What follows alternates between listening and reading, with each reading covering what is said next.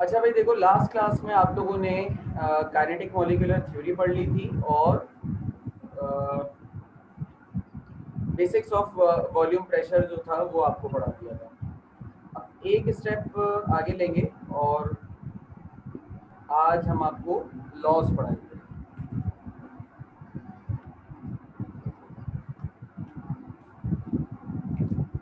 अच्छा देखो, बात कुछ ऐसी है कि जो गैसेस का पोर्शन है ये बड़ा इंपॉर्टेंट पोर्शन है। इससे एक तो न्यूमेरिकल्स आएंगे पेपर में, डेरिवेशन आएगी और चुटकुले डेफिनेशंस भी आ जाते हैं, यानी कि एक इम्पॉर्टेंट पोर्शन है जो अभी फिलहाल आपकी कंसिडरेशन में अब आ चुका है। तो ध्यान से बातों को सुनना, समझना, कोई परेशानी हो तो पूछ लेना, ठीक है ना भाई? तो सर आपकी वॉइस क्लियर नहीं है। क्या अटक रही है, क्या हो रहा है, क्या इशू क्या आ रहा है?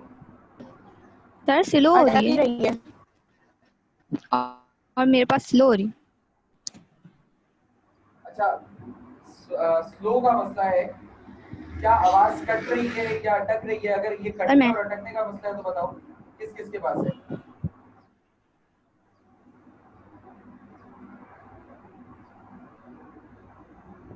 अच्छा देखो, बात ये है कि आवाज नहीं में सर, मेरे पास अटक तो नहीं रही, ना कट रही है। देखो, दो तरह के इश्यूज होते हैं, एक आवाज का अटकना या कटना है। ये नेट का इशू हो सकता है, या तो मेरा या आपका, सही है।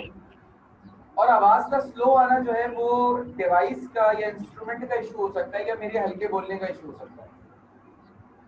तो मैं थोड़ा सा जोर से बोल रहा हूँ, आवाज मैंने थोड़ी अपनी बढ़ा ली है। तो मुझे अब बताइएगा अगर अभी भी इशू हो तो फिर कुछ और देखें। अभी सही लग रहा है? कुछ आवाज नहीं सर, अब बेहतर है? बेहतर है। चलो, अगर इशू आए तो बता देना, कोई मसले वाली बात नहीं। Yes sir. अच्छा देखो, आज हम पढ़ने वाले हैं बॉयल्स लॉ ना। Robert Boyle father of modern chemistry कहलाते हैं। इनका लॉ पढ़ने वाले हैं कि इन्होंने क्या कारनामा अंजाम दिया। बॉयल साहब ने कहा कि the pressure, sorry, the volume of given mass of a gas is inversely proportional to the pressure at constant temperature. अच्छा लगा यार, at constant temperature। अच्छा भाई, तो मरियम स्टेटमेंट सही लिखी है ना, गलत तो नहीं लिखी? सही लिखिए सर। तुम बोल रही थी तो मैंने बोला शायद तुम्हें याद है। अच्छा, ये लॉ तुम लोगों ने ना मैट्रिक में भी पढ़ा होगा, चैप्टर 11 में। तो वही लॉ है। तो मेरे ख्याल से लॉ ये मुश्किल नहीं लगेगा अगर मैट्रिक में सही से पढ़ कर आए हो। तो वह कुछ कुछ छोटी छोटी सी बातें कर लेते हैं और फिर आगे चलेंगे। देखो, सबसे पहला मसला तो यहाँ पर ये जो इनवर्सली प्रोपोर्शनल है ना, इसकी बात है। ये इनवर्सली प्रोपोर्शनल की बात है। देखो, दो प्रोपोर्शनैलिटीज होती हैं, A is directly proportional to B, A is inversely proportional to B। अच्छा, इन दोनों की मतलब A is directly proportional to B and A is inversely proportional to B, इन दोनों से क्या जाहिर होता है, क्या क्या नजर आता है? क्या कह रही हो बेटे? डायरेक्ट रिएक्शन वो होता है कि एक चीज राइट हैंड साइड वाली बढ़ रही है तो बी जो है वो डायरेक्टली खुद ब खुद बढ़ेगा। और जो इनवर्सली प्रोपोर्शनल होता है उसमें ये होता है कि अगर ए जैसे कि बढ़ रहा है तो बी जो है वो कम घटेगा। एक चीज बढ़ती है तो दूसरी चीज कम होती है इनवर्सली प्रोपोर्शन में। सही है, ठीक है, गुड है। देखो, डायरेक्ट का मतलब है रिलेशन ये है कि एक बढ़ाओ दूसरा बढ़ जाएगा, एक कम करो दूसरा कम हो जाएगा। इनवर्स का उल्टा, इनवर्स का मतलब है उल्टा, एक को बढ़ाओगे दूसरा कम हो जाएगा, दूसरे को बढ़ाओगे पहला वाला कम हो जाएगा, ठीक है ना? तो चलो, डायरेक्ट और इनवर्स प्रोपोर्शन तो क्लियर हो गया तुम लोग। अच्छा, बॉयल साहब जो अपना ये लॉ फरमा रहे हैं, इस लॉ की मैथमेटिकल फॉर्म क्या है? मैथमेटिकल फॉर्म इसकी ये है कि volume is inversely proportional to pressure, ये इसकी मैथमेटिकल फॉर्म है कि किसी भी गैस का जो वॉल्यूम है वो उसके प्रेशर के इनवर्सली प्रोपोर्शनल है। अच्छा, इस बात का क्या मतलब निकलता है? एक मिसाल लेते हैं कि मेरे पास एक कंटेनर है, इस कंटेनर के अंदर ये पिस्टन लगा हुआ है, वो सिरिंज वाला पिस्टन जैसा होता है ना, ये वैसा, और इस कंटेनर के अंदर गैस है, ठीक है, XYZ कोई भी गैस है। अच्छा, इस कंटेनर के ऊपर कुछ ना कुछ प्रेशर भी अप्लाई होगा। मान लेता हूं वो प्रेशर है 1 एटमॉस्फेयर। प्रेशर क्या है? 1 एटमॉस्फेयर। और इस कंटेनर का कुछ वॉल्यूम भी होगा, मान लेता हूं इसका वॉल्यूम है,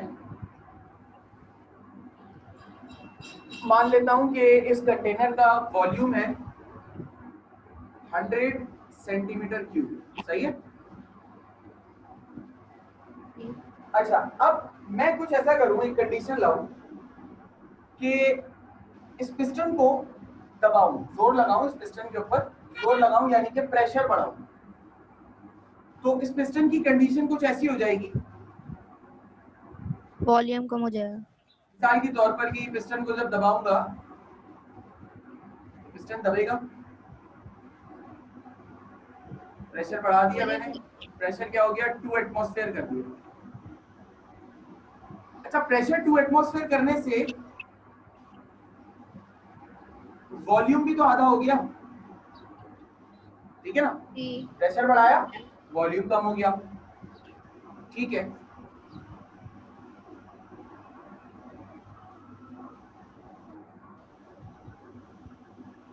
अच्छा, अब इस लॉ को थोड़ा सा और मैथमेटिकल फॉर्म में लेकर आते हैं, क्योंकि हमें इक्वेशन चाहिए, ठीक है ना?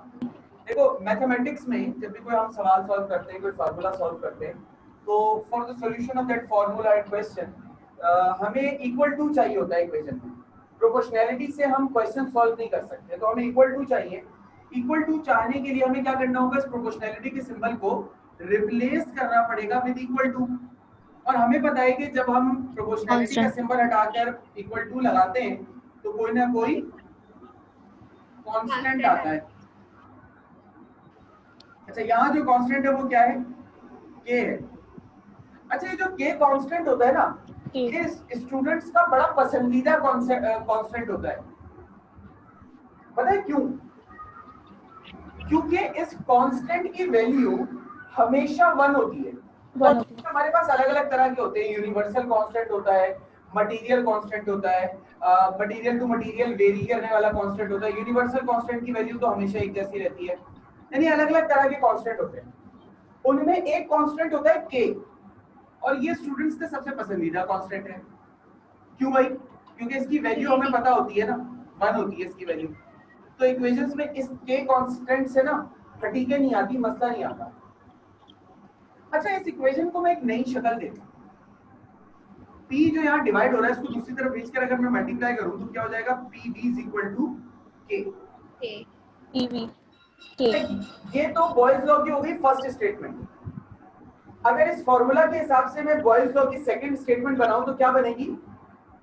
Product of pressure and volume is always constant. Constant है ना? ये सेकंड स्टेटमेंट है, ये तो फर्स्ट स्टेटमेंट हो गई, सेकंड स्टेटमेंट हो गई।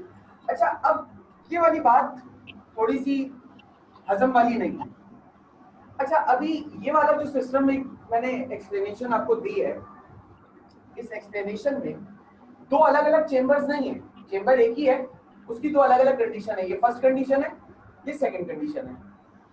अच्छा, एक बात बताओ, ये जो फर्स्ट कंडीशन है, इस फर्स्ट कंडीशन पर भी बॉयज लॉ अप्लाई हो रहा है, और ये जो सेकंड फाइनल कंडीशन है, इनिशियल कंडीशन ये थी, फाइनल कंडीशन ये, जो फाइनल कंडीशन है उस पर भी बॉयज लॉ अप्लाई हो रहा है। ऐसा तो नहीं है ना कि एक कंडीशन पे बॉयज लॉ अप्लाई हो रहा है, दूसरी पर नहीं हो रहा? क्या ख्याल है आप लोगों का? दोनों में हो रहा है। दोनों में हो रहा है, सही हो गया। अच्छा, उस हिसाब से अगर ये इनिशियल कंडीशन है, इसको मैं कह देता हूँ P1 और इसे कह देता हूँ V1, और अगर ये फाइनल कंडीशन है तो इसे कह देता हूँ P2 और इसे कह देता हूँ V2। सही है? बात समझ में आ रही है ये वाली? जी सर। अच्छा, अब अगर मैं इस वाली कंडीशन पर बॉयज लॉ अप्लाई करता हूं तो मेरे पास स्टेटमेंट जो बॉयज लॉ की यहां से निकल रही है वो क्या निकल रही है, P1 V1 is equal to constant, ये कहलाएगी इक्वेशन 1 और ये इनिशियल कंडीशन सही है। और इसी वाली कंडीशन पर P2 V2 is equal to K, ये हो गई इक्वेशन 2 और ये हो गई फाइनल कंडीशन आपके पास। अच्छा, अब किसी के जहन में सवाल आए कि सर देखें सारी बात समझ में आती है, देखिए इसको आपने K1 और इसको आपने K2 क्यों नहीं लिखा, है किसी के जहन में ये सवाल? नहीं सर, वो तो कांस्टेंट है ना। ये कांस्टेंट है। चलो अच्छी बात है यार, वो सेम रहेगा। तुम लोगों को तो आता है यार, मतलब सर वो फाइनल हो सेम है ना। एक मिनट, बहुत अच्छी बात है, तुम लोगों को तो पता है यार, मतलब तुम लोगों को मेहनत कम करनी पड़ती है, सुकून वाली क्लास है। हाँ भाई, तो K1 और K2 नहीं हो सकता सर, उसकी वजह यह है कि सर कांस्टेंट जो होता है वो कांस्टेंट का मतलब ही ये है कि वो चेंज नहीं होगा, तो चाहे इस कंडीशन की आप बात करें या इस कंडीशन की बात करें तो constant will remains constant. Okay, अच्छा मैथमेटिक्स हमें बताती है कि दो कंडीशंस है हमारे पास। मैथमेटिक्स हमें बताती है कि जब दो इक्वेशंस में एक साइड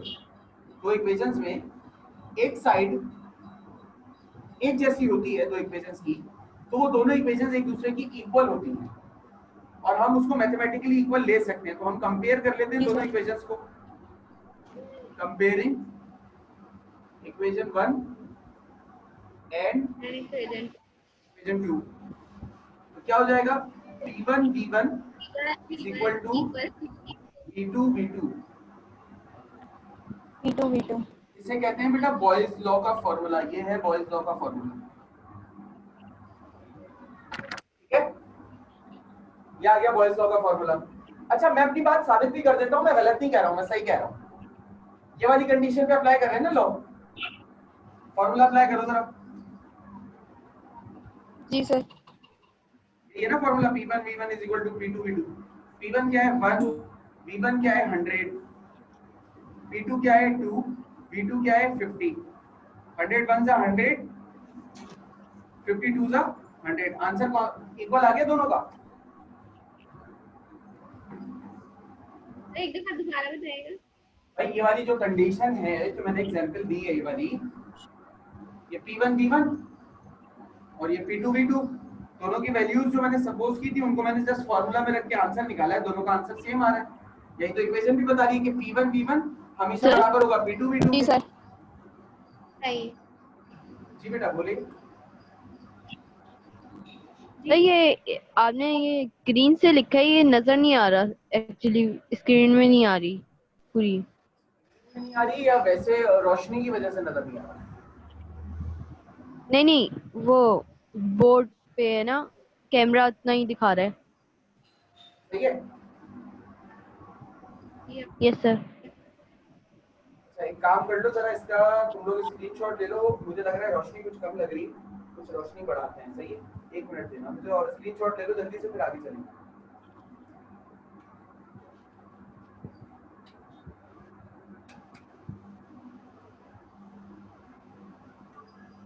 ले जी लिया सर, सर। ले लिया।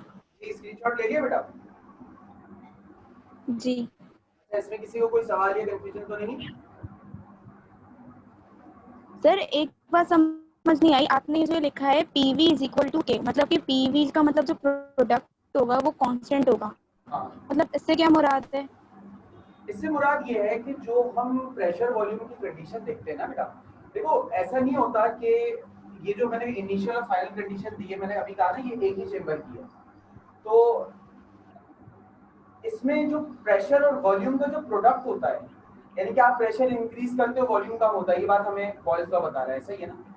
वो बस ये बताना चाह रहा है जी सर। कि प्रेशर और वॉल्यूम में एग्जैक्ट डायरेक्ट रिलेशन है, मतलब रिलेशन जो है ना वो बिल्कुल इनवर्स जो है वो 1-to-1 इनवर्स इक्वेशन है, यानी कि 1-to-1 है, यानी कि जिस हिसाब से प्रेशर बढ़ाओगे उस हिसाब से वॉल्यूम कम होगा। लेकिन ये जो प्रोडक्ट सेम आने की वजह है ना, प्रोडक्ट जो कांस्टेंट आ रहा है, वो ये बता रहा है कि कंडीशन आप कैसे भी चेंज करो, जो अल्टीमेट आंसर होगा वो सही होगा। यानी कि इक्वेशन मैच करेगी एक दूसरे से। ऐसा नहीं हो सकता कि इक्वेशन मैच ना करे, क्योंकि अगर ये इक्वेशन आंसर कांस्टेंट नहीं आएगा ना तो ये लॉ सही नहीं है, इसका मतलब इसमें मैथमेटिकल फ्लॉ है। ठीक है जी सर, ओके। तो कोई सवाल हो तो नहीं है मजीद किसी को?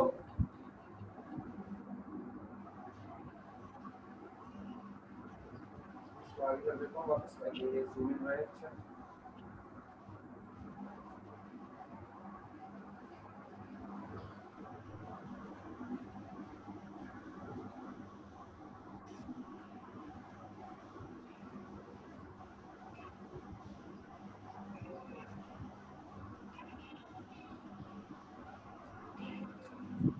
अच्छा भाई, अब तुम लोग ये तो देख चुके कि चैट किसने भेजा, सार बेटा माइक का इस्तेमाल करो।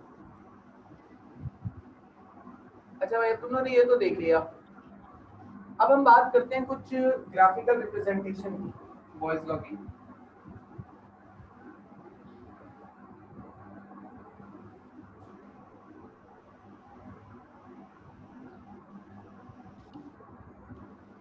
अच्छा, बॉयज लॉ की ग्राफिकल रिप्रेजेंटेशन, ये आपके सामने एक ग्राफ है। इसमें बेटा वॉल्यूम लिया जाता है y एक्सिस पर और प्रेशर लिया जाता है x एक्सिस पर। ये एटमॉस्फेयर में ले लो, इसको आप सेंटीमीटर क्यूब या डेसीमीटर क्यूब में जैसे भी सही लगे ले लो। ठीक है, जब ग्राफ बना इसका जी बॉयज लॉ सर। का, तो वो ग्राफ होता है पैराबोलिक इस तरीके की। इस कर्व को नाम दिया जाता है, इस कर्व को हम कहते हैं बेटा पैराबोलिक कर्व। कर्व का नाम याद रखना, ठीक है ना भाई, पैराबोलिक कर्व। अब ग्राफ के एतबार से हमें साफ वाज़ेह तौर पर क्या नजर आ रहा है कि जैसे जैसे प्रेशर बढ़ रहा है वैसे वैसे वॉल्यूम कम हो रहा है, और जैसे जैसे प्रेशर कम हो रहा है, प्रेशर इस तरफ कम हो रहा है, पीछे की तरफ आओगे तो वैसे वैसे वॉल्यूम बढ़ रहा है। ठीक है, अब ये सर ग्राफ कैसे बनाया गया? तो बेटा ग्राफ बनाना कोई मुश्किल बात नहीं है, अभी हम बना लेते हैं। हम कुछ सपोजिशन में वैल्यू लेते हैं। मिसाल के तौर पे यहाँ पर 100 सेंटीमीटर क्यूब, यहाँ पर 200, यहाँ पर 300, यहाँ पर 400। ठीक है, जीरो होता है यहाँ पर 1 एटमॉस्फेयर या 2 एटमॉस्फेयर या 3 एटमॉस्फेयर या 4 एटमॉस्फेयर। अब मान लो 4 एटमॉस्फेयर पर प्रेशर और वॉल्यूम की वैल्यू बनवा रहे हैं, सही है ना। 4 एटमॉस्फेयर पर वॉल्यूम है 100 सेंटीमीटर क्यूब, तो यहाँ पर पॉइंट आएगा 100 वॉल्यूम का और 4 प्रेशर का पॉइंट आ गया। फिर आपने क्या किया, आपने बोला कि सर हम प्रेशर कम करते हैं। 4 से प्रेशर आपने कम किया 3, जब आपने प्रेशर कम किया तो वॉल्यूम बढ़ गया 200 हो गया। अब देखो 3 और 200 का कोइंसाइडिंग पॉइंट क्या है, ये रहा, यहाँ पर 3 और 200। फिर इसी तरीके से आपने 2 किया, ये 300 हो गया। अब 3 और 2 का कोइंसाइडिंग पॉइंट क्या है, ये रहा। फिर 1 किया तो ये 400 हो गया। अब 1 और 4 का कोइंसाइडिंग पॉइंट क्या है, ये रहा। इस तरीके से यूं करके आपने पॉइंट्स को ज्वाइन किया। तो वैसे ये लग स्ट्रेट लाइन रही है, ये स्ट्रेट लाइन नहीं होती, ये कर्व होता है। इस तरीके से पैराबोलिक कर्व कहलाता है, इस तरीके से होता है। ठीक है, तो ग्राफ इस तरीके से बनता है और ये ग्राफिकल रिप्रेजेंटेशन कहलाती है बॉयज लॉ। अच्छा, ये ग्राफिकल रिप्रेजेंटेशन समझ में आई क्या? इसमें किसी को अगर कोई सवाल है तो आप पूछ सकते हैं बेटा। ग्राफ में डिपेंडेंट इंडिपेंडेंट रखना होता है ना, वो क्या पता चलता है कि डिपेंडेंट किसे रखे और इंडिपेंडेंट किसे? इंडिपेंडेंट बी है और डिपेंडेंट जो है वो बी है, क्योंकि यहाँ पे वॉल्यूम प्रेशर पर डिपेंड कर रहा है। बेटा एक्स एक्सिस पर अमूमी तौर पर कॉमन प्रैक्टिस ये होती है कि एक्स एक्सिस पर वो रखा जाता है जो इंडिपेंडेंट होता है और वाई एक्सिस पे वो रखते हैं जो डिपेंडेंट होता है। ये कॉमन प्रैक्टिस है, अदरवाइज मैं चेंज भी कर सकता हूँ, उसमें कोई हार्ड एंड फास्ट रूल नहीं है। ठीक है, ये कॉमन प्रैक्टिस होती है। और अब वैसे वर्बली कैसे पता चलेगा? तो बेटा हमने स्टेटमेंट में कहा ना कि the volume of given mass of a gas is inversely proportional to pressure. हम कह रहे हैं कि वॉल्यूम प्रेशर पर डिपेंड कर रहा है, इनके प्रेशर को चेंज करूंगा वॉल्यूम चेंज हो जाएगा। अगर मैं कहता था pressure of given mass of a gas is inversely proportional to volume, तो मैं वहां पे प्रेशर को वॉल्यूम से डिपेंड करवा रहा हूँ। तो ये डिपेंड करता है कि आप किसी बात को कह कैसे रहे हैं। ठीक है,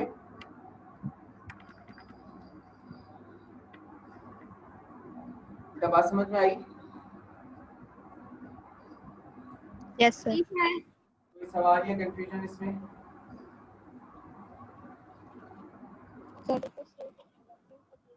बेटा आवाज नहीं आ रही।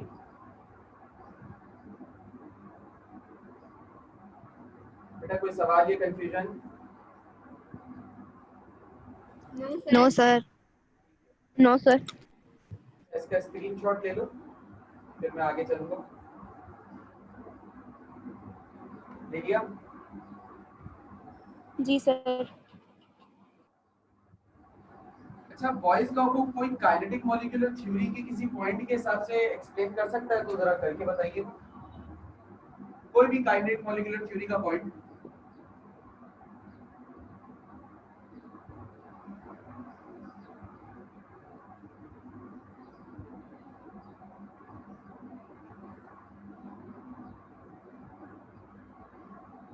याद नहीं आ रहा कोई पॉइंट?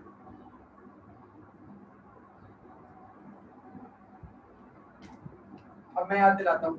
काइनेटिक मॉलिक्यूलर थ्योरी के अंदर एक पॉइंट था कि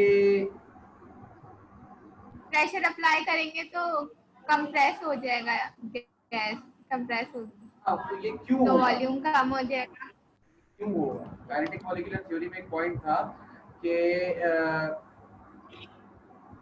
वॉल्यूम ऑफ, गैस मॉलिक्यूल करीब आ जाएंगे नहीं ना, point- कंप्रेस हो जाएंगे प्रेशर के कारण। ये तो फिनोमेना तुम सही बता रही हो, फिनोमेना गलत नहीं बता रही। काइनेटिक मॉलिक्यूलर थ्योरी के रिस्पेक्ट से, काइनेटिक मॉलिक्यूलर थ्योरी में एक पॉइंट था ना कि गैस मॉलिक्यूल्स के बीच में बहुत बड़े बड़े फासले होते हैं। Volume of total volume of gas is very large as compared to individual volume of molecule. याद है वो पॉइंट? जो गैस का ओवरऑल वॉल्यूम होता है वो गैस के जी सर। इंडिविजुअल मॉलिक्यूल के वॉल्यूम से बहुत ज्यादा होता है। There are large vacant spaces among gaseous molecule, वो पॉइंट था ना। तो जी सर। था, ये हमारे पास एक चेंबर आ गया। अब इसमें जो गैस सर। मॉलिक्यूल्स आएंगे बेतहाशा गैस मॉलिक्यूल्स, ठीक है। अब पॉइंट क्या था कि अकॉर्डिंग टू KMT there एक का नहीं देखना सारे are large vacant spaces among gaseous molecules. By increasing pressure,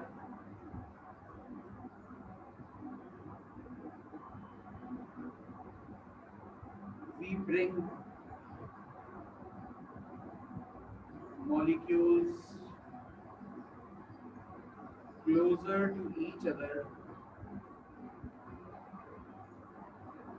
and hence volume of gas becomes decrease. ये मैंने इसलिए अलग से लिखवाया है क्योंकि पेपर में एक दो बार इस तरीके से पूछा हुआ है कि right proof of Boyle's law या Charles law on the basis of kinetic molecular theory. तो काइनेटिक मॉलिक्यूलर थ्योरी के किसी पॉइंट को सामने रखते हुए आपने बॉयल्स लॉ या चार्ल्स लॉ या जो भी लॉ है उसको एक्सप्लेन करना होता है। तो हमने यहाँ पर रेफरेंस देना होता है अकॉर्डिंग टू KMT। पहले हमने KMT का वो पॉइंट बताना होता है जिससे वो रिलेट करता है, और उसके बाद फिर हम बताते हैं कि फिर क्या होगा। जैसे मैंने यहाँ पे बताया ना कि KMT के मुताबिक गैस मॉलिक्यूल्स के दरमियान बहुत वेकेंट स्पेसेस, जगह खाली होती है। तो जब हम प्रेशर इंक्रीज करते हैं तो ये खाली जगह पुर होने लगती है और मॉलिक्यूल्स एक दूसरे के करीब आने लगते हैं, जिसकी वजह से प्रेशर वॉल्यूम कम हो जाता है। ठीक है, ये इस तरीके से इसको एक्सप्लेन किया जाता है। आगे जब लॉज दूसरे आएंगे तो वहां पर भी मैं इसी तरीके से एक्सप्लेन करूंगा। कोई सवाल इसमें या कंफ्यूजन? No sir. तमाम लॉज के ऊपर कोई ना कोई काइनेटिक मॉलिक्यूलर थ्योरी अप्लाई हो रही है। हाँ बेटा बिल्कुल। अभी आगे चार्ल्स लॉ आएगा, फिर एवोगाड्रोस लॉ आएगा, आगे गिब्स लॉ होता है, डाल्टन्स लॉ होता है, ग्राम्स लॉ होता है। सबके ऊपर काइनेटिक मॉलिक्यूलर थ्योरी का कोई ना कोई पॉइंट अप्लाई होता है। ठीक है, लेकिन ज्यादातर हमसे जो स्क्रीनशॉट लिया था क्या? जी सर ले लिया। लेकिन ज्यादातर जो हम जो पेपर में जिनकी काइनेटिक मॉलिक्यूलर थ्योरी के हवाले से एक्सप्लेनेशन पूछी गई है वो बॉयल्स लॉ और चार्ल्स लॉ है।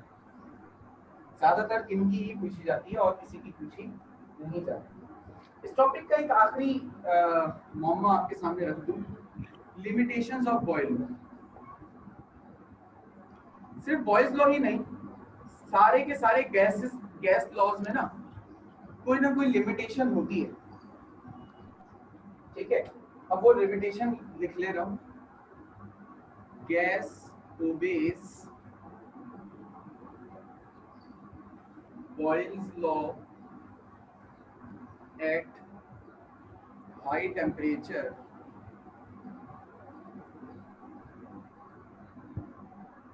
and low pressure। गैसेस जो है वो बॉयल्स लॉ को ओबे करती हैं अगर हाई टेम्परेचर हो और लो प्रेशर हो। यहाँ पे मैं वो भी लिख देता हूँ, gas do not obeys Boyle's law at low temperature low हो एंड हाई प्रेशर। अब सवाल ये उठता है कि सर क्यों नहीं करती? क्या कह रही हो? टेम्परेचर तो कांस्टेंट था ना, कांस्टेंट था, हाई लो कहां से आएगा? High low. बता रहा हूँ। यस सर, मेरा भी यही सवाल है। टेम्परेचर की बात मैंने लिख दी है, टेम्परेचर की बात इस लॉ के लिए नहीं है, टेम्परेचर की बात अगले लॉ के लिए जो कि चार्ल्स लॉ है।